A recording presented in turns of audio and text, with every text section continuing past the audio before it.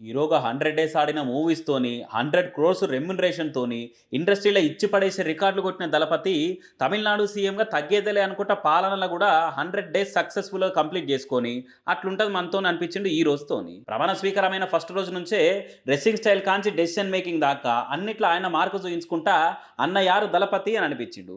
Government హాస్పిటల్‌లో పుట్టిన పిల్లలకు మేనమామ లెక్క బంగారు ఉంగరాలు ఇచ్చిండు. ఆడపిల్లలకు 24 గంటలు రక్షణ కల్పించేతందుకు సింగపెన్ స్పెషల్ టాస్క్ ఫోర్స్ తెప్పించిండు. యూత్ డ్రగ్స్‌కి బలి కాకుండా పనితనం చూపించి డ్రగ్ ఫ్రీ తమిళనాడు కోసం సెపరేట్ బడ్జెట్ పెట్టిండు. వందల కొత్త ఆర్టీసీ బస్సులు తెప్పించి స్వయంగా టికెట్ కొని ఎక్కి తిరిగి చెకింగ్ చేసి మెట్రో ప్రాజెక్టు పనులన్నీ పరుగులు పెట్టించి అదే మెట్రోలో పబ్లిక్ తోని కామన్ పబ్లిక్ గా ట్రావెల్ చేసి నువ్వు వేరే అని అనిపించిండు. పవర్లోకి వచ్చిన ఫస్ట్ 100 రోజుల్లో గత డిఎంకే సర్కారు 28,000 కోట్లు పెట్టుబడులు తెప్పిస్తే విజయ్ మాత్రము కొత్త కంపెనీలు తెప్పించి అదే 100 రోజుల్లో 1,00,000 కోట్ల పెట్టుబడులు తెప్పించిండు. లంచము అవినీతి అనేది నా సర్కారులు ఉండదని మాట వరుసగా చెప్పుడే కాదు, సొంత పార్టీ లీడరే లంచం తీసుకున్నాను తెలియంగానే అరెస్ట్ కూడా చేపించి నిమిషాలలోనే పార్టీ నుంచి సస్పెండ్ చేయించిండు. తమిళనాడు మొత్తంలో ఏ ఒక్కరు లంచం అడిగినా ఇది మా అన్న, నా తమ్ముడు, నా బిడ్డ విజయ్ సర్కార్ బరాబర్ లంచం ఇవ్వమని చెప్పురు అని జనాలకు ధైర్యం చెప్పి ప్రజా నాయకుడు అనిపించుకున్నాడు. వ్యవసాయానికి 58,374 కోట్లతోని రాష్ట్రంలో ఇంతవరకు ఏ గవర్నమెంట్ పెట్టని బడ్జెట్ పెట్టి అన్నదాతలకు ఆసరాయిండు. ఎడ్యుకేషన్కు 52,000 కోట్లు పెట్టి